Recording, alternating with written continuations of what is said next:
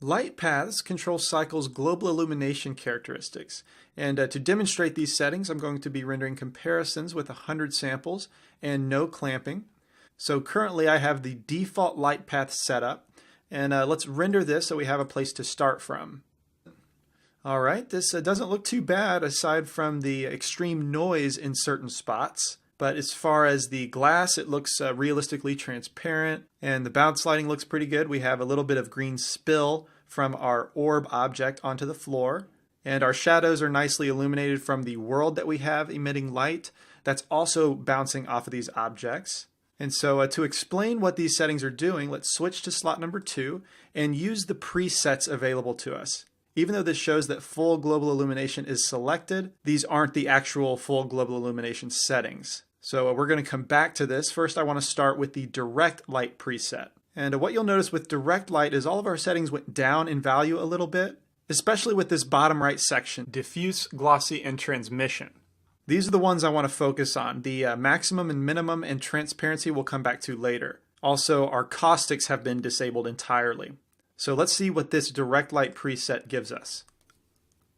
Really, this isn't that bad, at least in terms of realism, when you compare it to, say, Blender Internal. We still have the environment lighting illuminating our shadows so they're not pure black.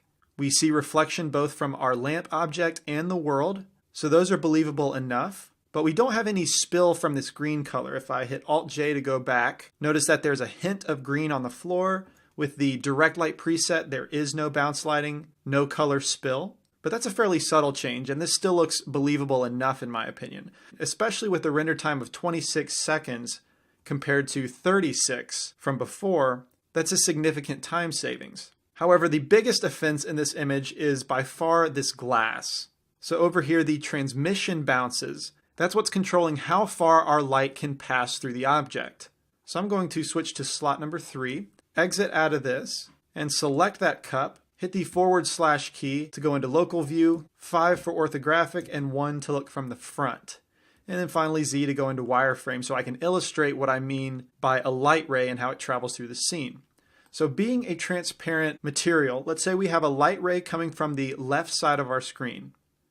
It hits the object once, and that is 1 bounce. And so since we have the transmission setting to 2, the light is able to travel 1 more bounce till it hits another surface, the inside of the cup. That is number 2. And then based on the settings, we've told it to terminate. However, realistically, light would be able to travel a 3rd bounce, a 4th bounce, and then a 5th bounce onto what's ever on the other side. And so since we have terminated the transmissive bounces at 2, that is what's causing the black on the inside of the cup. And so back into slot 3, let's take our transmission up to 5.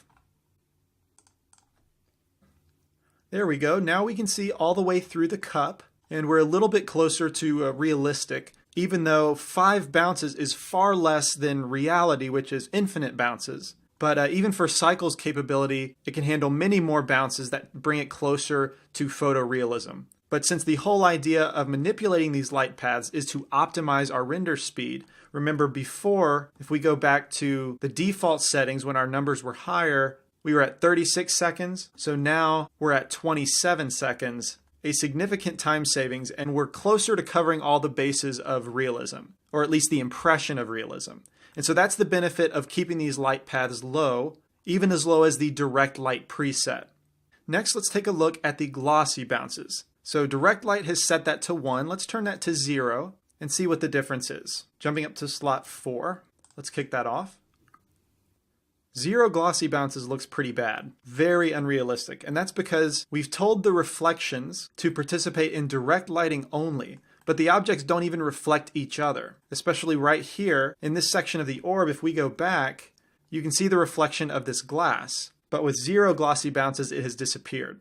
And so for minimum believability, as implied by the direct light preset, we need at least 1 glossy bounce.